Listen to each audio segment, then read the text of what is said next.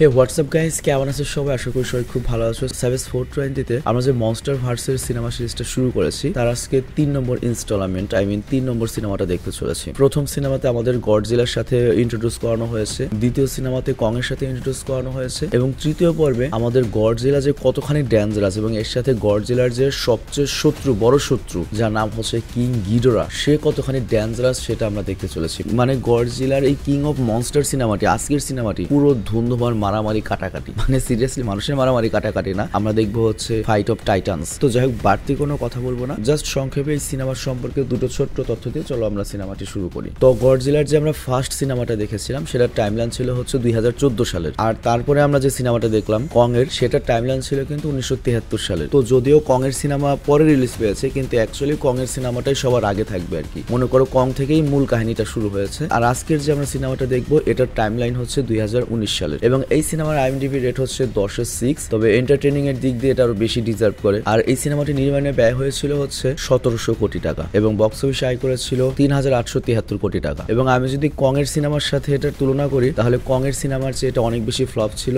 কং এর সিনেমা কামিয়েছিল হচ্ছে প্রায় 6000 কোটি টাকা, তার অর্ধেক টাকা কামিয়েছিল এই গডজিলা সিনেমাটি। এবং গডজিলার প্রথম যে সিনেমাটি এসেছিল সেটার বক্স অফিস আয় ছিল হচ্ছে 5290 কোটি টাকা। তো আগের দুটো সিনেমা হিসাবে এই সিনেমাটা অ্যাকচুয়ালি বেশি ভালো হয়েছিল, কিন্তু দুর্ভাগ্যজনকভাবে এই সিনেমাটি সবচেয়ে কম আয় করেছে, মানে প্রায় অর্ধেক টাকা আয় করেছে। বিষয়টা খুবই কষ্টজনক। তো যাই হোক, বাড়তি কোনো কথা বাড়াবো না, আমরা ছোট্ট একটা কমার্শিয়াল বিজ্ঞাপন দেবো এবং তোমরা যেন বিজ্ঞাপন আসলে কি করতে হবে, ডিসক্রিপশনে ডুরাশন দেওয়া রয়েছে, ওখানে ক্লিক করে তোমরা মূল ভিডিওতে চলে যাও, বিজ্ঞাপন প্লে করে দিচ্ছি। হ্যালো ফ্রেন্ডস, আমরা এমন একটা অস্থিতিশীল সময় রয়েছি এবং এমন একটা মুভমেন্ট যেখানে আমাদের সবারই বিশ্বস্ত একটা স্থিতিশীল ইনকাম সোর্স প্রয়োজন এবং এমন একটা ইনকাম সোর্স যেটা পৃথিবীর যে কোনো জায়গা থেকে চেষ্টা করা যাবে। এবং এটা অলরেডি বিলিয়ন মানুষকে হেল্প করছে গত দশক ধরে এবং এটা one of the best sports book. আর এই সার্ভিস প্রোভাইডাররা নিশ্চিত করে বড় উইনিং, এর সাথে ফাস্ট পে আউট এবং রিস্ক ফ্রি রেটস। আর এবার অনেক ক্রিকেট ম্যাচ কিন্তু চলছে, যেমন big bash league, test match চলছে, ODI চলছে। আর তুমি এই অ্যাপে কিন্তু এই সব ম্যাচে লাইভ রেজাল্ট দেখতে পারবে এবং স্কোর প্রেডিক্ট করতে পারবে এবং এছাড়াও আরো অনেক গেমস রয়েছে। আর সবচেয়ে প্রফিটেবল গেম হচ্ছে ক্রাশ। আর আরেকটা বিষয়, এখানে তুমি কিন্তু 43,000 INR পর্যন্ত ফার্স্ট টাইম ডিপোজিটে পেতে পারো আমাদের এই প্রোমো কোড SAVAGE 100 ব্যবহার করে। আর লিঙ্ক আর প্রোমো কোড দেওয়া রয়েছে পিন কমেন্টে, সেখান থেকে তুমি অ্যাকাউন্ট খুলতে পারো এবং SAVAGE 100 প্রোমো কোড ইউজ করলে তুমি পেতে পারো ফার্স্ট ডিপোজিটে 43,000 রুপি পর্যন্ত বোনাস। তো বিজ্ঞাপন শেষে আমরা মূল ভিডিওতে ফেরত আসলাম। তো এই সিনেমা যখন শুরু হয় তখন আমাদের 2014 সালের সেই ঘটনাটি দেখানো হয়, মানে সেই ইভেন্টটা যেখানে গডজিলা এবং মোটু নামে সেই বিশাল মনস্টার লড়াই করছিল। এবং ওই সময় আমাদের কিছু সাইড ক্যারেক্টারদের দেখানো হয় যাদেরকে অ্যাকচুয়ালি 2014 সালের ওই সিনেমাতে দেখানো হয়নি। 2014 সালে তো ছিল হচ্ছে ফোর্ড এবং তার ফ্যামিলি, কিন্তু এখানে আমাদেরকে যাদেরকে দেখানো হয় তারা ছিল হচ্ছে মার্ক, এমা এবং এমার কোলে একটা বাচ্চা দেখতে পাই যার নাম হচ্ছে মেডিসন। আর তাদের আরেকটা ছেলে ছিল যার নাম হচ্ছে অ্যান্ডি। তো যাই হোক, ওই ইনসিডেন্টসে পুরো পৃথিবীর এত বেশি ক্ষতি হয়েছিল যে তারপর থেকে মার্ক এইসব বড় বড় মনস্টারদের একদমই দেখতে পারে না, একদমই পছন্দ করে না। তো এরপর 5 বছর কেটে গিয়েছে, আমরা দেখতে পাই মেডিসন বড় হয়ে গিয়েছে এবং সে তার মা এমার সাথে থাকে এবং মার্কের সাথে হয়তো ডিভোর্স হয়ে গিয়েছে এমার। আর এখানেও লক্ষ্য, এমা এবং মার্ক তারা দুজনই মোনার্কের সদস্য ছিল। আর মোনার্ক কেমন কোম্পানি বা কেমন অর্গানাইজেশন এটা সম্পর্কে তোমরা অবশ্যই জানো। তো যাই হোক, এখানে আরেকটা জিনিস আমরা জানতে পারি যে মোনার্ক কোম্পানির পুরো পৃথিবীতে কিন্তু অনেকগুলো আউটপোস্ট বা অনেকগুলো শাখা রয়েছে এবং প্রত্যেকটা শাখাতে তারা বিভিন্ন ধরনের মনে করো গবেষণা চালাচ্ছে। মানে যেখানে যে মনস্টার পাচ্ছে, ঘুমন্ত মনস্টার, যেখানে যে জিনিসগুলো পাচ্ছে ওইসব আউটপোস্টে বা ওইসব শাখাতে ওগুলো নিয়ে আর কি গবেষণা ঘটছে। ধরো চীনে যদি একটা মনস্টার পেলো, সেটা চীনের শাখাতে আর কি তোমার গবেষণা করা হচ্ছে। তো এরকমই মোনার্কের আউটপোস্ট নাম্বার 61 ব্যাপারে আমাদের বলা হয়, মানে 61তম একটা আউটপোস্ট যেটা চীনের ইউনানে অবস্থিত এবং ওটাকে দেখে একটা পুরনো পিরামিডের মতো মনে হচ্ছে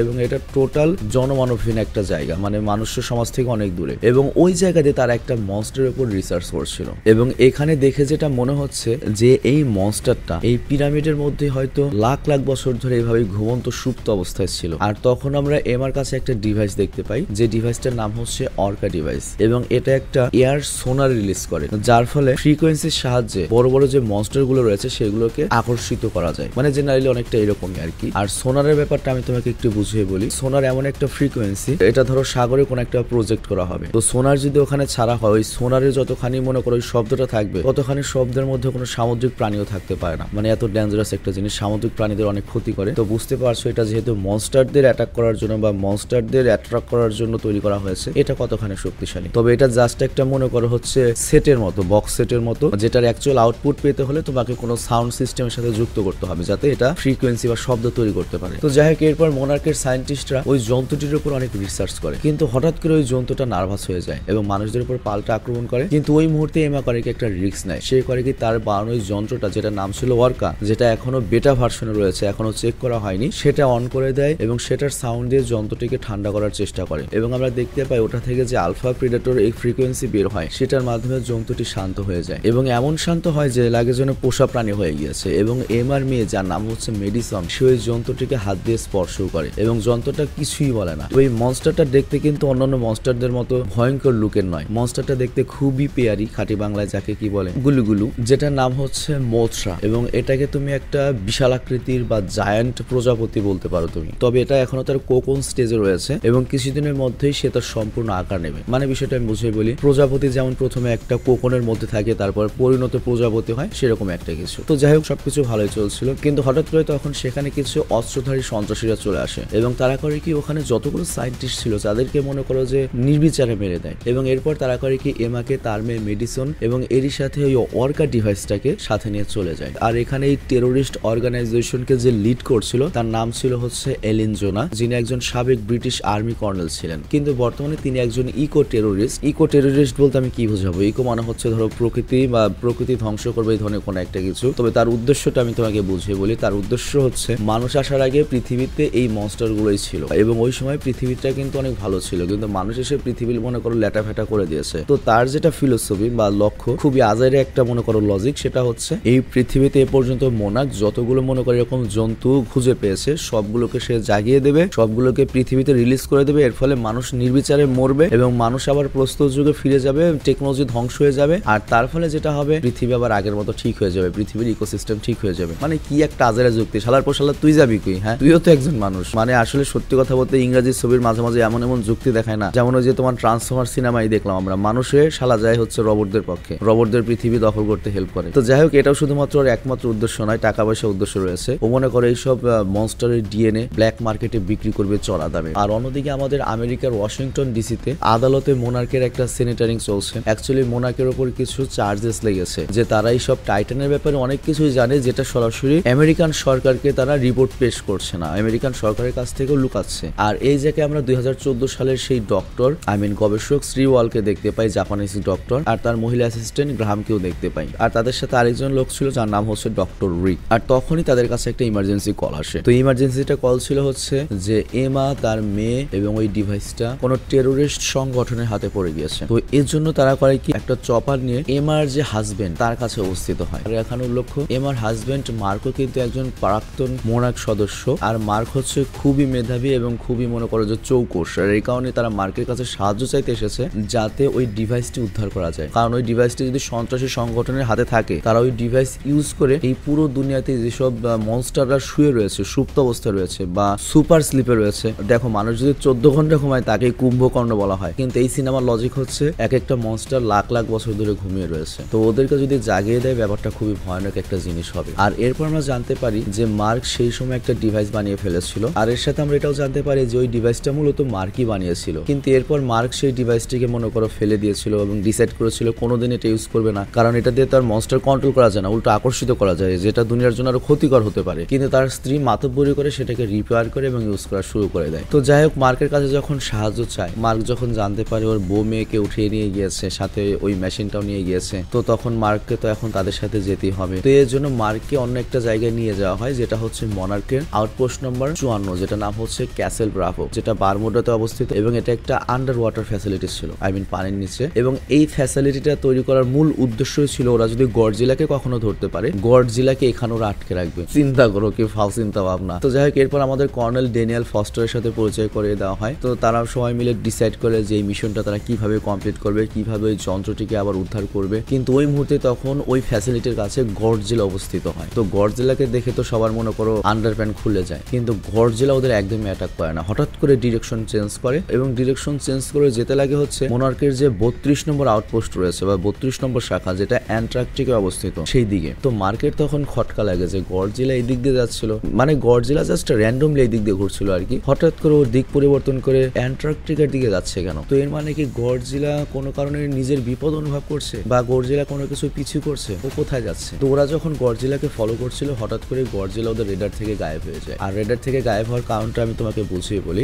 গত যে আমরা স্কাল আইসল্যান্ড সিনেমা দেখেছিলাম কংয়ের, ওখানে কিন্তু ব্লুলক্স একটা হলো আর্থ থিওরি দিয়েছিল যে আমাদের মাটির নিচে আরেকটা পৃথিবীর মতো রয়েছে যেখানে অনেক প্রাণ রয়েছে। তো গডজিলা সম্ভবত এই হলো আর্থের বা মাটির নিচের যে কোনো একটা শর্টকাট রাস্তা ধরেছে, মানে ও সমুদ্র দিয়ে যাচ্ছে না, ডাইরেক্ট সমুদ্রের যে তলদেশ রয়েছে ওই তলদেশের কোনো একটা শর্টকাট দিয়ে যাওয়া শুরু করেছে, যার জন্য স্যাটেলাইট বা সোনার গডজিলাকে রাডারে ধরতে পারছে না। তো যাই হোক তখন সবার মনে প্রশ্ন আসে হঠাৎ করে গডজিলা অ্যান্টার্কটিকায় কেন যাচ্ছে। আর তখন সবার মনে পড়ে যে মনাক 32 নম্বর আউটপোস্টে ওই অ্যান্টার্কটিকা একটা ভয়ঙ্কর ক্রিয়েচার রয়েছে যেটা লক্ষ লক্ষ বছর ধরে ঘুমিয়ে রয়েছে এবং ওইটার উপর রিসার্চ করা হচ্ছে। আর ওই মনস্টারটার নাম হচ্ছে জিরো। এবং এ পর্যন্ত তারা যতগুলো ঘুমন্ত মনস্টারের খোঁজ পেয়েছে তার মধ্যে এটা সবচেয়ে বেশি বড় এবং সবচেয়ে বেশি ভয়ানক, এবং বহু বছর ধরে সেটা ওই ফ্রোজেন অবস্থায় ঘুমিয়ে রয়েছে, বরফে জমে রয়েছে। এবং এই মনস্টারটি সম্পর্কে প্রাগৈতিহাসিক আমলের তথ্য থেকে যতটুকু জানা গিয়েছে সেটা হচ্ছে সেই মনস্টারদের যুগে পৃথিবীতে বাকি যত মনস্টার রয়েছে তাদের সবার উপর ডমিনেন্ট বা প্রভাব বিস্তার করার চেষ্টা করতো। ও সবার লিডার হতে চায়। আর এ নিয়েই গডজিলার সাথে তার পুরনো একটা শত্রুতা রয়েছে, কারণ গডজিলাও বাকি যে মনস্টার রয়েছে তাদের লিডার হতে চায়। আর তখন ডক্টর সিন জানায় যে এনসিয়েন্ট যুগের মানুষরা, মানে আগেকার মানুষরা এই জন্তুটিকে এত বেশি ভয় পেত যে এই জন্তুটির নামও ওরা মুখে নিতে ভয় পেত। আর এই জন্য এনসিয়েন্ট বইগুলোতেও এই জন্তুটা সম্পর্কে খুব বেশি তথ্য পাওয়া যায়নি। আর গডজিলা হয়তো এখন সেই মনস্টারটির কাছেই যাচ্ছে। আর তখন ওদের এটাও মনে হয় যে এমা এবং ওই সন্ত্রাসীরা হয়তো সেই অ্যান্টার্কটিকার 32 নম্বর আউটপোস্টে গিয়েছে ওই যন্ত্রটিকে রিলিজ করার জন্য। তো এই জন্য মোনার্কার দেরি না করে ওদের যে কমান্ড শিপ রয়েছে যেটা ইউএসএস আর্গো, সেই শিপ নিয়ে অ্যান্টার্কটিকার উদ্দেশ্যে রওনা দেয়। কিন্তু ওদিকে আমাদের যখন দেখানো হয় আমরা দেখতে পাই ওই টেররিস্ট অর্গানাইজেশনের প্রধান জোনা এবং তার বাকি লোকেরা ওখানে যত নিরীহ মানুষ ছিল সবাইকে মনে করো যে বিসি দিয়ে একবার শেষ করে ফেলেছে। এবং এরপর তারা রেডি হচ্ছে ওই আর্কা মেশিনের সাহায্যে ওই জন্তুটাকে রিলিজ করার জন্য। কিন্তু ভাগ্যক্রমে তখনই মোনার্কের লোকেরা এবং আর্মিরা এসে সেখানে উপস্থিত হয়। তো এখানে মার্ক তার মেয়ে মেডিসন আর তার স্ত্রী এমাকে দেখতে পায়, আর সে তার মেয়েকে ডাকে তার কাছে চলে আসার জন্য, কিন্তু তার মেয়ে একদমই আসে না এবং তার স্ত্রীর সাথে দাঁড়িয়ে যায়। আর তখন আমরা দেখতে পাই তার স্ত্রীর হাতে একটা ডিটেনেটর রয়েছে,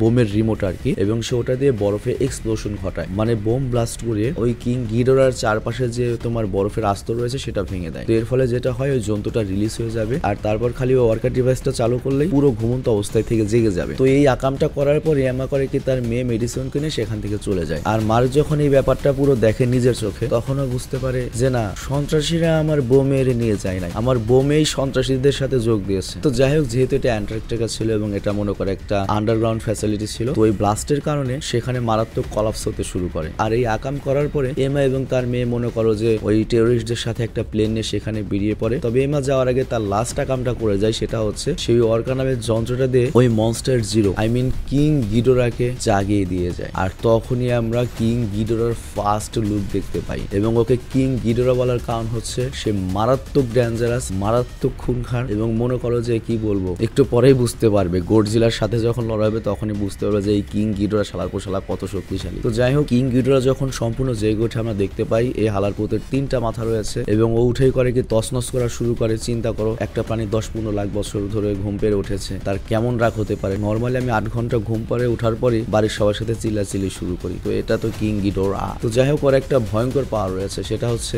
নর্মালি আমাদের গডজিলার মুখ থেকে হচ্ছে অ্যাটমিক ব্রেথ বের হয়, কিন্তু ওর ভেতর থেকে বের হয় হচ্ছে ইলেকট্রিক বিম, মানে ওর মুখ দিয়ে মনে করো আগুন প্লাস ইলেকট্রিসিটি বজ্রপাত বের হয়। এবং এটা যে কত ডেঞ্জারাস যখন আমরা দেখতে পাই যে ও যখন কিছু মানুষের উপর ওর এই চার্জটা দেয়, ইলেকট্রিক চার্জ, তখনই তারা একবারে নগদ ভস্ম হয়ে যায়, ছাই হয়ে যায়। আর ওই অবস্থায় মার্ক এবং বাকি লোকেরা খুব বাজেভাবে ফেসে যায়। আর এই সিনেমার এইখানের যে পার্টটা খুবই গুরুত্বপূর্ণ একটা পার্ট, এর কারণটা হচ্ছে এখানেই প্রথমবারের মতো কিং গিডোরা ভার্সেস আমাদের কিং গডজিলা প্রথমবারের মতো সাক্ষাৎ করে। তো যাই হোক, এখানে মার্কের সাথে কিন্তু ডক্টর শ্রেওয়াল, ডক্টর গ্রাহাম সবাই ছিল। তো তারা যখন পালাচ্ছিল তখন ওই মুহূর্তে কিং গিডোরা ডক্টর গ্রাহামকে, মানে মায়া মানুষ দেখছে, ওকে খেয়ে নেয়। কিন্তু তারপর বাকি যারা ছিল তারা জীবন বাঁচানোর জন্য তারপর কোনো মতে তোমার বিমান ওঠার চেষ্টা করে, এবং বিমানে যখন উঠে চলে যাবে কিন্তু এখানে বরফ ফাটা শুরু করে দেয়। এমন একটা পরিস্থিতি হয়ে যায় যে ওরা সব শেষ, ওদের আর বাঁচার কোনো আশা নাই। কিন্তু তখনই এখানে আমাদের এন্ট্রি ঘটে গডজিলার, এবং এটা এই সিনেমার one of the best movement. তুমি যদি অ্যাকচুয়াল সিনেমাটা দেখে থাকো তাহলে তো অবশ্যই জানো যে কেমন একটা মুভমেন্ট ছিল এটি। এক্সপ্লেন আমি এটা পুরো কভার করতে পারবো না। এটার যে বিজিএম ছিল, ব্যাকগ্রাউন্ড সাউন্ড, তারপর গডজিলার যে গর্জন, গিডোরার গর্জন, মানে সবকিছু মিলিয়ে একটা মনে করো কি বলবো, সেই লেভেলের একটা গুজবাম্পস। তো যাই হোক, ফাইনালি কে হবে নেতা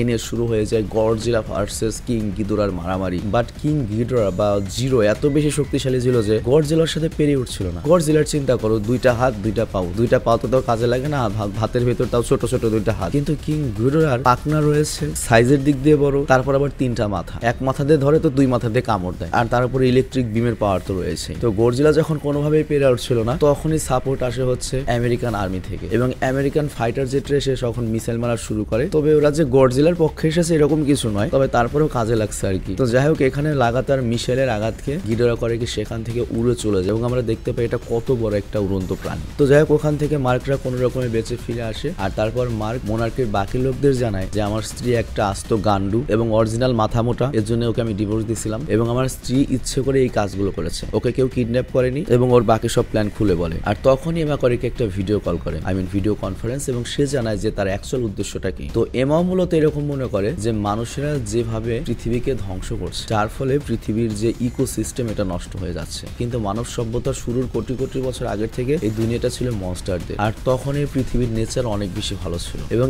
এমা মনে করে যদি এই জন্তুগুলো এই পৃথিবীতে আবারও ফেরত আসে, এই জন্তুগুলোর কারণে আমাদের এই পৃথিবী আবার ঠিক হয়ে যাবে। চারিদিকে যেমন গ্লোবাল ওয়ার্মিং বাড়ছে, ওভার পপুলেশন হচ্ছে বা যেসব ক্ষতি ঘটছে এগুলো ঠিক হয়ে যাবে, আর এগুলো ঠিক করতে একমাত্র এই মনস্টারগুলোর প্রয়োজন।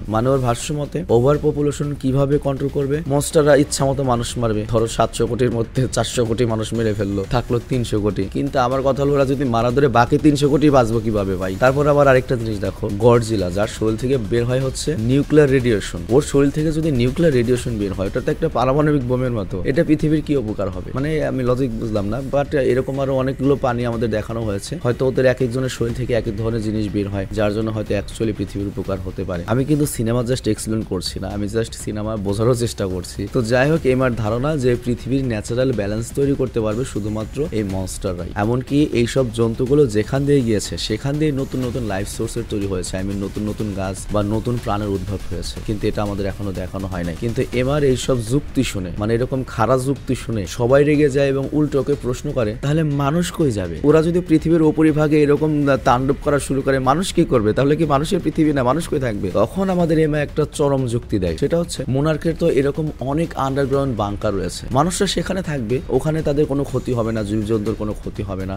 চিন্তা করো, মানুষ পৃথিবী বাদ দিয়ে বাংকারে পালিয়ে থাকবে, এটা কোনো লজিক হলো? আর এই কথা বলে এমা কল কেটে দেয়। আমি নিশ্চিত এমা গাঁজা খাইছে, সিরিয়াসলি ও নেশা করছে, তা না হলে এই ধরনের চিন্তা ভাবনা আসবে কই থেকে? তো যাই হোক, এমা যে ওদের সাথে কনফারেন্সে কথা বলছিল এর মধ্যে ওরা ডিটেক্ট করে নেয় যে এমা মোনার্কের যে আউটপোস্ট নাম্বার 56, 56 নম্বর যে শাখা রয়েছে যেটা মেক্সিকোতে অবস্থিত, সেখান থেকে কথা বলেছে। আর ওই সময় প্রত্যেকে খেয়াল করে যে গডজিলা আবারও তার রুট চেঞ্জ করেছে এবং গডজিলাও মেক্সিকোর দিকে যাচ্ছে। তো এর গডজিলাও বুঝতে পারছে যে মেক্সিকোতে একটা কিছু ঘটতে চলেছে। আর এইদিকে আমাদের এমাকে দেখানো হয়, এমার কাছে একবার মনে হয় যে আমি কি অ্যাকচুয়ালি নেশামেশা করি নাকি, মালের ডোজ কি বেশি পড়ে গেছে নাকি, আমি আসলে এগুলো কি চিন্তা ভাবনা করছি, পুরো পৃথিবী ধ্বংস করে দেবো? কিন্তু তখন সেই কর্নেল জোনা সে আবারও এমার ব্রেন ওয়াশ করা শুরু করে যে দেখো, পৃথিবীকে যদি অ্যাকচুয়ালি সুন্দর করতে চাও এতটুকু আমাদের করতেই হবে। কিন্তু এমার যে মেয়ে যার নাম ছিল হচ্ছে এডিসন বা মেডিসন, সেই কাজটা একদমই পছন্দ করতে পারছে না, কারণ এইসব মনস্টারদের কারণে প্রচুর সাধারণ মানুষ মারা যাচ্ছে। বাট ওদের লক্ষ্য তো এটাই, আমার তোমার মতো কুত্তে বিলের বাইরে থাকার কোনো দরকারই নাই, পৃথিবী সুন্দর করবো হালার পুতেরা, তা মনস্টার দিয়ে। তো যাই হোক, এমা কারো কথাই শুনে না এবং সে মোনার্কের যে আউটপোস্ট নাম্বার 56-তে যে জন্তুটা রয়েছে সেটাকে জাগিয়ে দেয়। আর তখনই সাডেনলি সেখানে একটা এক্সপ্লোশন হয় আর আমরা দেখতে পাই সেখান থেকে বড় একটা ক্রিয়েচার বেরিয়ে আসে। আর এই জন্তুটার নাম হচ্ছে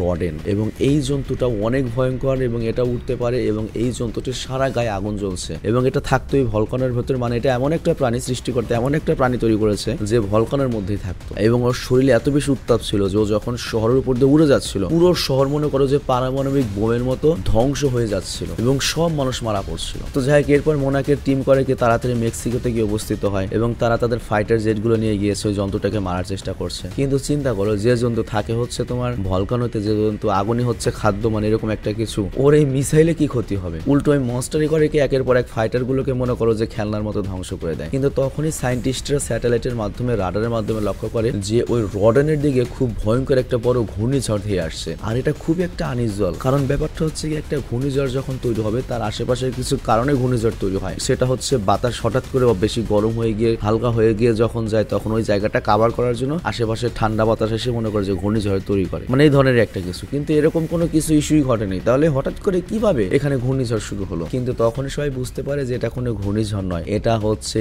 কিং গিডোরা আসছে এবং সে আসার আগে একটা আর্টিফিশিয়াল বা কৃত্রিম ঝড় তৈরি করে ফেলেছে। তো এটা দেখে সবাই তো ভয় পেয়ে যায় যে এই শালার ভেতরে কত পাওয়ার রে ভাই। আর ওইদিকে রডেনের সাথে তো আমেরিকান মনে করো যে বিমান বাহিনী লড়াই করছে কিন্তু কোনোভাবে পেরে উঠছে না। তবে আমার খুব খারাপ লাগছে, কত কষ্ট করে পুরাবানগুলো পড়ালেখা শিখে এত ভালো ভালো চাকরি নিছে বিমান বাহিনীর, ওরা যদি আমেরিকায় বিমান বাহিনী না হয়ে ইন্ডিয়ার হতো, বাংলাদেশের হতো, তাও বাঁচত। যত ঝামেলা খালি আমেরিকাতেই, আর এই আমেরিকার জন্যই মেক্সিকো আজকে বিপদে পড়েছে। তো যাই হোক, এরপর রডেন এসে যখন মেইন যে কমান্ড শিপ ইউএসএস এগ্রো, যেটার মধ্যে সব সায়েন্টিস্ট রয়েছে, ওটা যখন ধ্বংস করতে যাবে তখনই কিং গিডোরা সেখানে অবস্থিত হয়। ওরা কিন্তু এখানে ইউএসএস এগ্রো বা সায়েন্টিস্টদের বাঁচাতে আসেনি, ও এসে হচ্ছে রডেনকে পেটানোর জন্য। কারণ তোমরা তো জানোই কিং গিডোরার একটাই মকসদ, একটাই লক্ষ্য, সেটা হচ্ছে আমার এখন থেকে সার কপি। তো যাই হোক, এখানে কিং গিডোরা রডেনকে মোটামুটি ভালো একটা পিটানি দেয়, আর পিটানি খাওয়ার পরে রডেন করে ওখান থেকে পালিয়ে যায়। আর তারপরে কিং গিডোরা এবার ওই ইউএসএস এগ্রো প্লেনটিকে তাড়া করে, আর ওই মুহূর্তে অ্যাডমিরাল উইলিয়াম মোনাকের সাথে কন্ট্যাক্ট করে যে তাদের সেনাবাহিনী এমন একটা মিসাইল তৈরি করে ফেলেছে যেটার মাধ্যমে তারা মনস্টার জিরো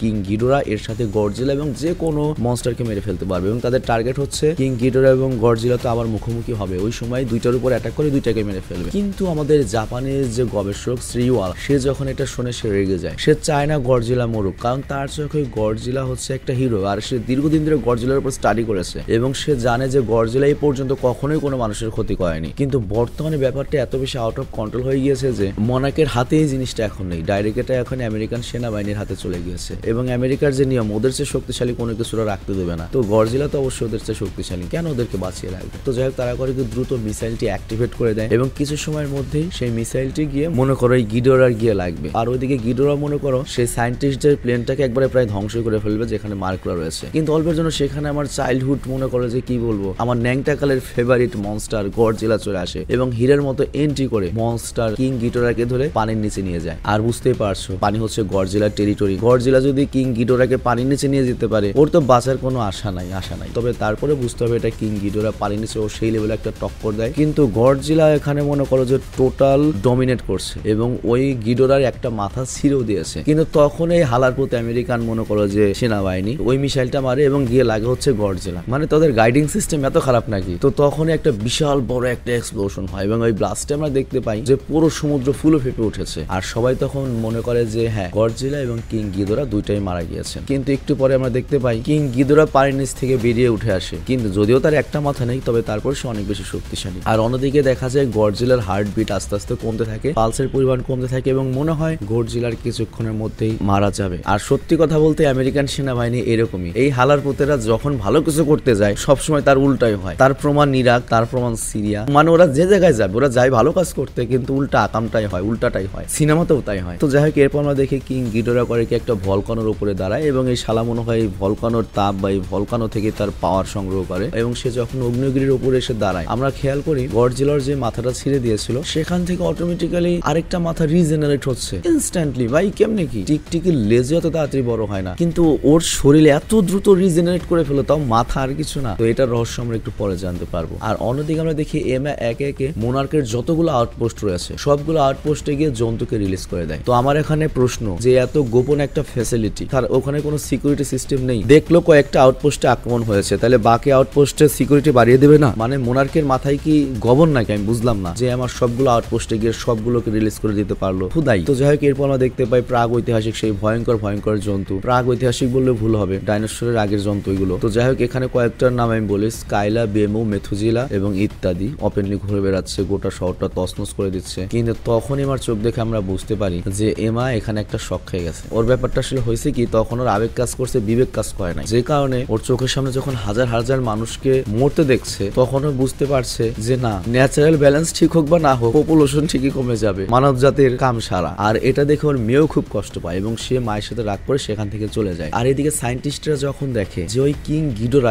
মনস্টার জিরোর একটা মাথা ছিঁড়ে গিয়েছে, তারপর ওই মাথাটা এত দ্রুত কিভাবে রিজেনারেট করলো, কিভাবে পসিবল, তারপরে এই হালারপুত কিভাবে কৃত্রিম সাইক্লোন তৈরি করতে পারে, কিভাবে এত পাওয়ার আসল। আর তখন ডক্টর চেইনের কাছ থেকে আমরা কিছু গুহার, মনে করো যে প্রাগৈতিহাসিক আমলের মানুষদের কিছু গুহার ছবি দেখতে পাই যেখানে তথ্য রয়েছে যে আগেকার দিনের মানুষেরা বিশ্বাস করতো যে আকাশ থেকে অনেক বড় একটা উল্কা পড়েছিল, আর সেই উল্কাপিণ্ডের ভেতর থেকে মূলত এই 3 মাথাওয়ালা জন্তুটি বের হয়েছে, আর এর নাম হচ্ছে গিডোরা। কিন্তু এই জন্তুটিকে কিং গিডোরা বলা হয় এ কারণেই, কারণ এটা পৃথিবীতে অবস্থিত বাকি যত টাইটানরা রয়েছে বা বাকি যত জন্তুরা রয়েছে তাদের কিং হতে চায় বা ডমিনেট করতে চায় এবং চায় তারা গিডোরার কথা শুনবে। আর সেরকমই একটা জিনিস আমরা দেখতে পাই যেখানে আমরা খেয়াল করি যে রডেনও কিন্তু কিং গিডোরার অনুগত্য মেনে নিয়েছে, সামনে এসে মাথা নেমে দাঁড়িয়ে রয়েছে। তুমি জাস্ট চিন্তা করো, কোটি কোটি আগের বছরের প্রাণী, জাস্ট এগুলো তো পশুই, একটা পশু আর একটা পশুর সামনে এসে মাথা নত করে আনুগত্য স্বীকার করলো। তো যাই হোক, এগুলো বড় কথা না, এগুলো তো আমি জাস্ট মজা করার উদ্দেশ্যে বলছি, কারণ নর্মাল সিনেমার এক্সপ্লেন তো তোমরা দেখোছো, সিরিয়াস সিরিয়াস এক্সপ্লেন, বাট আজকে আমি সিরিয়াস এক্সপ্লেন করছি না, স্যাভেজ আমি সিরিয়াস এক্সপ্লেন করবো না কখনো, এরকম মজা করে এক্সপ্লেন করবো। যাই হোক, আসল কথা সেটা না, আসল কথা হচ্ছে যে কিং গিডোরা কিন্তু অ্যাকচুয়ালি এই পৃথিবীর টাইটানই না বা এই পৃথিবীর মনস্টারই না, এবং সে যদি এই পৃথিবীতে থাকে এই পৃথিবীর ধ্বংস ছাড়া ভালো কোনো কিছু হবে না। আই মিন কিং গিডোরা ডাইরেক্ট একটা এলিয়েন, এবং এর আগেও গডজিলার সাথে কিং গিডোরার ফাইট হয়েছে এবং ওদের অ্যানশিয়ান্ট বা মনে করো যে প্রাগৈতিহাসিক একটা শত্রুতা রয়েছে, এবং তাদের শত্রুতা কয়েক লাখ বছরের পুরনো, এবং কিং গিডোরাকে আটকানোর মতো একমাত্র ক্ষমতা রয়েছে হচ্ছে গডজিলা, কিন্তু ওই গডজিলায় আদমুরা হয়ে সমুদ্রের তলদেশে পড়ে রয়েছে। আবার অন্যদিকে কিং গিডোরা বর্তমানে রাজা হয়েছে এবং সে একজন আলফা, যার ডাক শুনে অন্যান্য যে বড় বড় মনস্টার রয়েছে তারা তার কাছে যাচ্ছে এবং তাদের যাত্রাপথে যেটাই পড়ছে তারাই সেটা তছনছ করে দেবে। আর এখানে একটা মজার কথা বলি, যেহেতু তোমরা দেখতে পেয়েছো যে অলরেডি এইসব টাইটানরা যেহেতু কিং গিডোরাকে রাজা মেনেছে প্লাস মাথা নত করেছে, মানে হচ্ছে আমরা যে ওদের পশু মনে করছি ওরা অতখানি পশু নয়, ওদের মধ্যেও বুদ্ধিমত্তা রয়েছে এবং ওরাও জানে ওদের কি করতে হবে, ওদের প্ল্যান কি। তো এখানে ওরা যেটা করতে চায়, ওরা এই পৃথিবীকে রিশেপ করতে চায় যাতে এই পৃথিবীতে ওরাই বসবাস করবে। এরকম পাছায় ব্রেন মাথায় ঘু এইরকম একটা প্রাণী ওরা চায় না, আমি এই মানুষের কথা বলছি। আর অন্যদিকে আমরা দেখি আরেকটা টাইটান, সেই সুন্দর টাইটান প্রজাপতি, যার নাম হচ্ছে মোর্থা সম্ভবত, আমার নাম দুই একটা ভুল হতে পারে, বাট নাম খুব একটা ইম্পর্টেন্ট না, আমি এখানে বিসিএস পরীক্ষা দিতে আসি নাই। তো যাই হোক, ওর সম্পূর্ণ আকার নিয়ে নিয়েছে এবং ওর সবচেয়ে সুন্দর দেখতে একটা টাইটান হয়েছে, আর ওকে দেখে মোনার্কের প্রত্যেকটা লোক অবাক হয়ে যায় যে একটা জন্তু এত চমৎকার কিভাবে হয়। তো ও কি পূর্ণ রূপ নিয়ে সমুদ্রের উপর শুরু করে এবং গডজিলাকে ডাকার চেষ্টা করে। আর তখন সায়েন্টিস্টরা পুরনো জিনিসপত্র ঘেটে দেখতে পায় যে এই মর্থাকে বলা হয় হচ্ছে কুইন অফ দ্য মনস্টার, মানে সে টাইটানদের রানী। তার মানে গডজিলা যদি রাজা হয় এই প্রজাপতির সাথে, না না না না না, খারাপ দেখা যায়। তো যাই হোক, ওইটাও বড় কথা না, সবচেয়ে বড় কথা হচ্ছে গডজিলার একমাত্র বন্ধু হচ্ছে এই মর্থা, মানে গডজিলার পুরনো সাগরেত এই মর্থা। তো এই জন্য সে গডজিলাকে ডাকার চেষ্টা করছে, কিন্তু বর্তমানে গডজিলা এত বেশি আহত যে সে নড়তেও পারছে না। তো তখন আমেরিকান সেনাবাহিনী বুঝতে পারে আমরা ইরাক, ভিয়েতনাম, আফগানিস্তানে যে যা করেছি এই গডজিলার সাথেও তাই করেছি, আমাকে ভুল হয়ে গেছে। তখন ওরা ডিসাইড করে গডজিলাকে কিভাবে সুস্থ করা যায়। তো গডজিলাকে কিভাবে সুস্থ করা যায় এটা তো আমরা জানি, গডজিলার খাদ্য কি, মাছ না, কিন্তু তবে গডজিলা মাছ খায় নাকি আমি জানি না, আমি নিজের চোখে দেখি নাই, যেহেতু খাইতেও পারে। তো গডজিলার মেন খাদ্য হচ্ছে মূলত তোমার ওই ইউরেনিয়াম, আই মিন পারমাণবিক বোমের মেন উপাদান। তো তখন সায়েন্টিস্টরা ডিসাইড করে যে গডজিলার সামনে তারা একটা নিউক্লিয়ার বোমা রাখবে এবং ওটার রেডিয়েশনের সাহায্যে গডজিলা আবার রিভাইভ হয়ে যাবে এবং ঠিক হয়ে যাবে। আর এরপর তারা পানির নিচে একটা সাবমেরিন পাঠায় এবং গডজিলা যে জায়গাতে ছিল সেই জায়গা দিয়ে ওরা যখন যেতে লাগে তখন ওরা একটা অ্যানসিয়েন্ট সিভিলাইজেশন দেখতে পায়, মানে যখন এই পুরো পৃথিবীর বেশিরভাগ পানি বরফ ছিল এবং এই সমুদ্রের তলদেশ পর্যন্ত তখন তোমার কিন্তু শুকনা ছিল। এটা কিন্তু বাস্তব ঘটনা, আমরা যে এত বড় সমুদ্র দেখি, সমুদ্র একসময় এত বড় ছিল না। তুমি চিন্তা করে একসময় পুরো পৃথিবীতেই বরফ পড়া থাকতো, যেটাকে বলা হয় ice age. Ice age cinema তোমরা দেখেছো, ওই সময় কিন্তু সমুদ্র ব্যাপারটা এরকম ছিল না, বেশিরভাগ পানি তখন বরফ হয়েছিল। তো এরকম হয়তো অনেক অ্যানসিয়েন্ট সিভিলাইজেশনের খোঁজ সমুদ্রের নিচে পাওয়া যাবে। তো যাই হোক, ওখানে ওরা দেখতে পায় যে ওই সময়ের যে মানুষগুলো ছিল আজ থেকে লাখ লাখ বছর আগে, তারা সবাই গডজিলাকে পূজা করত এবং তারা গডজিলাকে গড মানত। এবং এখানে গডজিলা ভার্সেস কিং গিডোরার পুরনো কিছু রাইভেলারি, আই মিন শত্রুতার ছবি আমরা দেখতে পাই। কিন্তু ওই জায়গাতে এত বেশি রেডিয়েশন ছিল যে পানির নিচে বেশিরভাগ ইলেকট্রিক ডিভাইসই নষ্ট হয়ে যায়, যার ফলে ওরা যে নিউক্লিয়ার ওই বোমটিকে অটোমেটিক্যালি গাইডেড করে যে গডজিলার কাছে পাঠাবে সেটা পাঠাতে পারে না। আর এই জন্য তখন আমাদের এই মনস্টার ভার্সের, মানে আমার এই সায়েন্টিস্টটাকে অনেক ভালো লাগে, আই মিন ওই জাপানিজ সায়েন্টিস্টটাকে শ্রীওয়া নাম উচ্চারণ করতে পারি না, আমি জাপানিজ নাম বুঝো আমি কেমন উচ্চারণ করবো। তো ও আরেকটা নিজেকে স্যাক্রিফাইস করার সিদ্ধান্ত নেয়, মানে গডজিলাকেও আমার চেয়ে বেশি ভালোবাসে। তো যাই হোক, এটা খুব ইমোশনাল একটা দৃশ্য ছিল, কিন্তু কিছু করারও নেই, কারণ কিং গিডোরাকে হারাতে গেলে অবশ্যই গডজিলাকে জাগাতে হবে, বাঁচাতেই হবে। আর যেহেতু ডক্টর স্ত্রীও তার পুরো লাইফ গডজিলার উপর রিসার্চ করে কাটিয়েছে, তো এর জন্য গডজিলা তার কাছে খুব স্পেশাল। সে তার শেষ চেষ্টা দিয়ে গডজিলাকে বাঁচাতে চায়, আর এর জন্য সে একটা হ্যাজমা শুট করে এবং ক্যাপসুলের মাধ্যমে সে পানির নিচে যায় এবং গডজিলাকে খুঁজে পায়। আর আমরা দেখতে পাই গডজিলা এখানে মনে করো একবারে লেটা পেটা হয়ে শুয়ে রয়েছে। তো যাই হোক, এরপরেও করে কি গডজিলার সামনে ম্যানুয়ালি বোমটা নেয় এবং তারপর গডজিলাকে একটা ফাইনাল গুড বাই জানিয়ে বোমটাকে ব্লাস্ট করে দেয়। মনে করো এটা খতরনাক বোম না গডজিলার জন্য, জাস্ট খালি গডজিলাকে রেডিয়েশন গুলো দেওয়া বা ওর ভেতরে ইউরেনিয়ামের শক্তিটা ঢুকিয়ে দেওয়া। তো যাই হোক, ডক্টর শ্রীওয়ালকে ধন্যবাদ, কারণ ডক্টর শ্রীওয়াল যদি না থাকতো তাহলে আজকে আমরা অনেক বিপদে থাকতাম। তোমার এই গিদোরা হয়তো মেক্সিকো আমেরিকা ধ্বংস করতে করতে এখন আমাদের বাংলাদেশ পর্যন্ত চলে আসতে পারতো। তো অসংখ্য ধন্যবাদ ডক্টর শ্রীওয়াল, আমাদের রক্ষা করার জন্য, আপনার নিজের জীবনকে স্যাক্রিফাইস করার জন্য আপনার জন্য একটা গ্র্যান্ড স্যালুট। আর অন্যদিকে আমরা দেখি এমআর মেয়ে অর্থাৎ মেডিসন, ও করে মায়ের ফ্যাসিলিটি থেকে পালিয়েছে। আর এর সাথে আরেকটা আকাম করেছে, সেটা হচ্ছে আর্কা নামে যে ডিভাইসটা রয়েছে সেই ডিভাইসটাও চুরি করে নিয়ে গিয়েছে। কিন্তু একটু পরে যখন ওর মা আর জোনা, আই মিন ওই টেররিস্ট হেড, ওরা যখন দেখতে পায় যে মেয়েও নেই সাথে আবার অর্কাও গায়েব, তখন তো এমা তার মেয়েকে খুঁজতে বেরিয়ে পড়ে। আর মেডিসন এই মুহূর্তে এখন বস্টন শহরে এসেছে, যেখানে একটা স্টেডিয়ামে সে মাইকের সাহায্যে ওই অর্কা ডিভাইসটাকে কানেক্ট করে। মাইক দেখে দেখতে পাচ্ছ যে এটা কত শব্দ হবে এবং এটার আলফা ফ্রিকোয়েন্সি কত বেশি শক্তিশালী হবে এখন। তো যাই হোক, এরপর ও করে কি হাইলি আলফা ফ্রিকোয়েন্সি ফ্রিকোয়েন্সিজ অ্যাক্টিভেট করে দেয়, যার ফলে পুরো শহরে যতগুলো জন্তু তছনছ করছিল তারা সাডেনলি অ্যাট্রাক্ট হতে থাকে ওই শব্দটার দিকে। এবং ওরা যে কিং গিডোরার আন্দাজে ছিল ওই আদেশ অমান্য করে ওরা করে কি ওই সাউন্ডের দিকে আসতে থাকে, ফ্রিকোয়েন্সির দিকে আসতে থাকে। কিন্তু তখন গিডোরা বুঝতে পারে যে কোনো হালারপুত এখানে আকাম করেছে, ফ্রিকোয়েন্সি চালু দিয়েছে। তো ফ্রিকোয়েন্সি সোর্সটা কই থেকে আসছে এটা দেখার জন্য ও যখন আসে তখনই ও মেডিসনকে দেখতে পায় ও এবং ওর ইলেকট্রিক বিম চার্জ করা শুরু করে। কিন্তু মেডিসন বাচ্চা মেয়ে হলেও ও মোটামুটি অনেক কষ্ট করে জীবন বাঁচিয়ে সেখান থেকে পালাতে সমর্থ হয়, কিন্তু একটা টাইমে এসে সে ফেসে যায়। তো কিং গিডোরা যখন ওর উপর ইলেকট্রিক বিম দিয়ে একেবারে শেষ করে দেবে তখন আমাদের মনে করো যে হিরো নায়ক সাব গডজিলা এখানে এসে উপস্থিত হয় এবং গডজিলা এসে প্রথমেই গিডোরার উপর তার অ্যাটমিক যে ব্রিথ বুঝতে পারছো, দেখতেই পাচ্ছ, সেটা চার্জ করে। কিন্তু গিডোরার কি হবে, থাকে আগুনের মধ্যে, ওর কিছুই ক্ষতি হয় না। আর এরই সাথে এবার কিন্তু আমেরিকান যে ফোর্স রয়েছে তারা জানে যে গডজিলাকে আমাদের এবার সাপোর্ট দিতে হবে, তা না হলে আমাদের সবারই ব্যান্ড বেজে যাবে। তো তারাও চলে আসে এবং তারাও করে কি মিসাইল মেরে কিং গিডোরাকে মারার চেষ্টা করে। আর ওই সময় গডজিলার পক্ষে মনস্টারদের রানী মর্থাও চলে আসে এবং সে এসে গিডোরার উপর তার যে ওয়েব শুট স্পাইডারম্যানের মতো ওয়েব শুট দিয়ে আক্রমণ করে। কিন্তু তখন গিডোরার যে আরেকটা চেলা রয়েছে রডেন নামে, ও করে কি মর্থার উপর আক্রমণ করে দেয়। তো এরপর লড়াই হতে থাকে মর্থা ভার্সেস রডেন, এখানে বেশ কিছুক্ষণ ফাইট হয়। আর অন্যদিকে সায়েন্টিস্টরা খেয়াল করে যে গডজিলা এত বেশি রেগে গিয়েছে এবং গডজিলার বর্তমানে শরীরে এত বেশি মনে করো রেডিয়েশন রয়েছে যে ওর শরীর অন্য লেভেলে চলে গিয়েছে।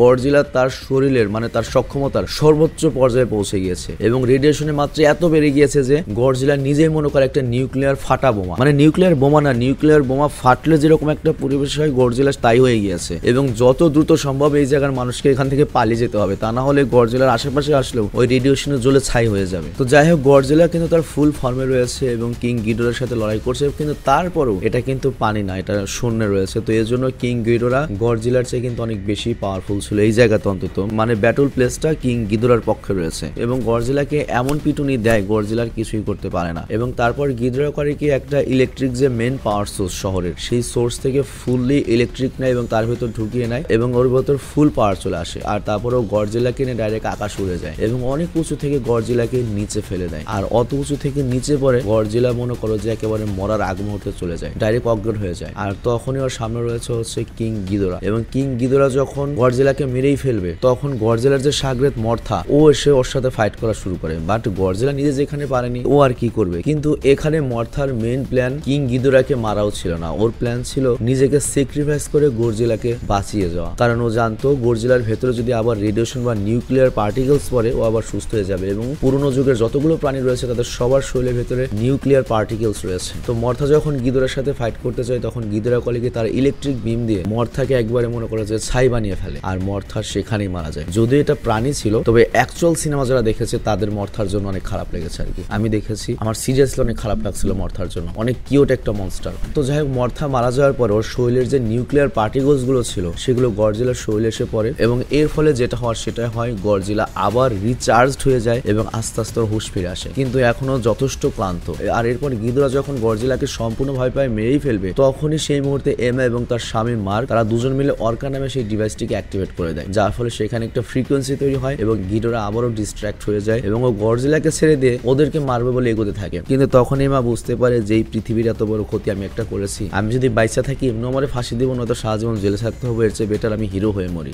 এটাই ওর চিন্তা ভাবনা। সেজন্য এমা করে কি নিজেকে স্যাক্রিফাইস করে স্বামী আর মেয়েকে হেলিকপ্টার দিয়ে পাঠিয়ে দেয় এবং নিজে ওই ডিভাইসটিকে নিয়ে ওখানেই থেকে যায় যাতে গিডোরা শুধুমাত্র ওর পিছু নেয়, বাকি সবাই বেঁচে যায়। তো যাই হোক, এরপর আস্তে আস্তে সময় কেটে যায়, গডজিলার গায়ে রেডিয়েশনের পরিমাণ আরো বাড়তে থাকে। তবে এখানে আমি একটা জিনিস ভুল বলেছি, এর আগের বার যে যখন বললাম না যে গডজিলা তার সর্বোচ্চ ফর্মে চলে এসেছে, অ্যাকচুয়ালি তখন গডজিলা সর্বোচ্চ ফর্মে আসেনি, এখন গডজিলা তার সর্বোচ্চ ফর্মে আসবে। আমরা দেখতে পাই গডজিলার গায়ের রেডিয়েশন এত পরিমাণে বেড়ে যাচ্ছে যে গডজিলাকে দেখে মনে হচ্ছে একটা অগ্নিগিরি।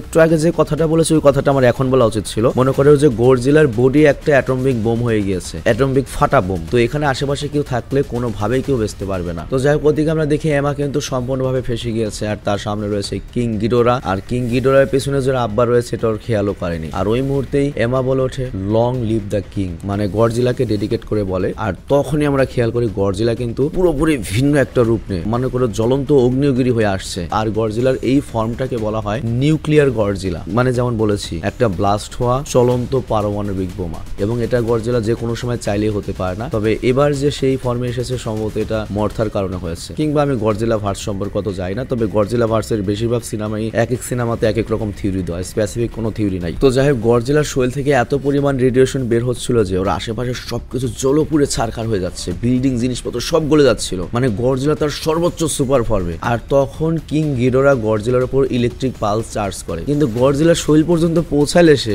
গডজিলার শরীরের কোনো ক্ষতি তো হয় না, উল্টো গডজিলার শরীরের যে বিম, যে রেডিয়েশন, ওটা হিট হয়ে গডজিলা তার করে কি শরীর থেকে একটা হিট পালস চার্জ করে, মানে গডজিলা তার অ্যাটমিক বেথও নয়, ওর শরীরে হিট পালস চার্জ করে। এবং এটা রেডিয়েশন ছিল অনেকটা এরকম, একটা পারমাণবিক বোম এক জায়গায় পড়লে 10-15 কিলোমিটার যে মনে করো যে ধ্বংস হয়ে ছাই হয়ে যাবে, সেরকম একটা। এবার কিং গিডোরা মুহূর্তের মধ্যে জ্বলতে পুড়তে শুরু করে, ওর ডানা পাক নাক সব শেষ হয়ে যায় এবং ওর যে 2টা মাথা ছিল 2টা মাথা পুরো জ্বলে যায়। আর ওই মুহূর্তে গডজিলা এত বেশি পাওয়ারফুল যে গিডোরার সামনে দাঁড়াতেও পারে না, ওর মতো 2-3টা গিডোরাও গডজিলাকে কিছু করতে পারবে না। তো যাই হোক, এরপর গিডোরা পড়ে যায়, গডজিলা গিডোরার বুকে পা রাখে এবং বলে বল আব্বা কি ডা। আর তারপর গডজিলা করে কি গিডোরার লাস্ট মাথাটাও কেটে নেয় এবং সেই মাথা নিয়ে খেলে এবং এরপর তার স্পেশাল অ্যাটমিক ব্রিথ দিয়ে ওই মাথাটাই ধ্বংস করে দেয়। আর এরপর আমরা দেখতে পাই প্রত্যেকে শহর থেকে নিরাপদে বেরিয়ে পড়েছে। আর আমরা খেয়াল করি গডজিলা এখন আর আগের গডজিলা নেই, সে সত্যি সত্যি কিং হয়ে গিয়েছে এবং আগের চেয়ে একটু পার্ট এসে গিয়েছে, বুঝতেই পারছো, নির্বাচনে জিতছে তো প্রচুর অ্যাগ্রেসিভ হয়ে গিয়েছে। এর সাথে সে বাকি যত টাইটান্স গুলো ছিল ওদের ডাইরেক্ট অর্ডার দেয়, হয় আমার সামনে এসে মাথা নিচু কর, নয়তো তোর ঠ্যাং উপর দিকে উঠে যাবে। তো যাই হোক, এরপর আমরা দেখি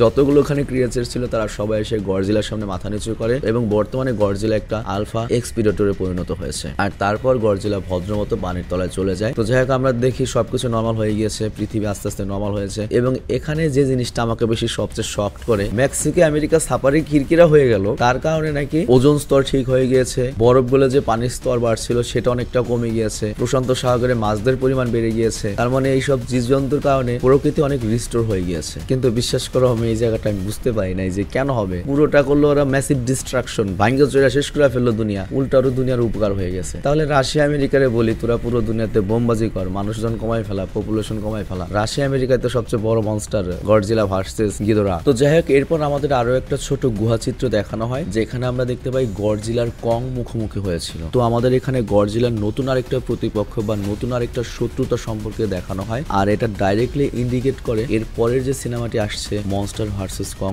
সেটার। তো সিনেমা তো এখানে শেষ হয়ে যায়, কিন্তু পোস্ট ক্রেডিট সিনে আমাদের একটা দৃশ্য দেখানো হয়। পোস্ট ক্রেডিট সিনে আমাদের দেখানো হয় এই সিনেমার যে মূল শয়তান ছিল জোনা, ওই আর্মি কর্নেল, ওই হালারপুত করেছে কি কিং গিডোরার যে একটা মাথা, ওই মাথাটা পেয়ে গিয়েছে। তো ওই মাথাটা দিয়েও কি করবে, কি কাজে লাগবে মাথাটি, বা এর পরের যে সিনেমাটা রয়েছে কং ভার্সেস গডজিলা, সেখানে কাকে ভিলেন করা হবে, গডজিলাকে নাকি কংকে, সেটা আমরা জানতে পারবো তার পরের পর্বে। তবে এখানে মজার একটা কথা বলি আমি, গডজিলাকে যখন প্রথম জাপানিজরা আনে, গডজিলা কিন্তু কখনোই নায়ক ছিল না, সে সবসময় ভিলেন ছিল। গডজিলা অলওয়েজ মানব জাতির শত্রু ছিল, কিন্তু কালের বিবর্তনে গডজিলা এত বেশি জনপ্রিয়তা পেয়ে যায় যে একসময় ওকে আস্তে আস্তে নায়ক বানানো হয়, আর আমরা সেই নায়ক গডজিলার সাথেই সাধারণত পরিচয় হয়েছে। তবে এই বছর সেই পুরনো গডজিলাকে আবার ফেরত আনা হয়েছে, যেটা নাম হচ্ছে -1, গডজিলা -1। এটা একটা মনে হয় সিরিজ, সেই সিরিজে আবার অরিজিনাল যে আগে করে ভাইব ছিল যে গডজিলা ভিলেন, মানব জাতিকে লড়াই করতে হচ্ছে গডজিলার বিপক্ষে নিজেদের রক্ষা করার জন্য, সেই পুরনো গডজিলা ভাইবটা আর কি আমরা এই সিনেমাতে পাবো। তো গডজিলার আজকের সিনেমাটা শেষ হলো, তারপর হবে হচ্ছে কং ভার্সেস গডজিলা, আর এরপর আমরা গডজিলা -1 সিনেমাটা এক্সপ্লেন করবো। আর গডজিলা এখন ধরার কারণ হচ্ছে গডজিলা নতুন আরেকটা সিনেমা খুব শীঘ্রই আসছে, যেটার মধ্যে কং এবং গডজিলাকে আমরা এক পক্ষে লড়তে দেখবো তৃতীয় শক্তির বিপক্ষে, মানে পৃথিবীকে বাঁচাতে কং এবং গডজিলা তৃতীয় পক্ষের বিরুদ্ধে লড়াই করবে। তো ওই নতুন সিনেমাটা আসবে বলে আমি তোমাদের জাস্ট গডজিলার স্মৃতিগুলো আবার নতুন করে মনে করিয়ে দিলাম, যাতে পুরো কাহিনীর, যাতে যখন নতুন সিনেমাটা আসবে আমি যখন এক্সপ্লেন করবো তোমাদের বুঝতে সুবিধা হয়। তো ভালো থেকো, সুস্থ থেকো, ভুল ভ্রান্তি হলো ক্ষমা করো, টেক কেয়ার, আল্লাহ হাফেজ।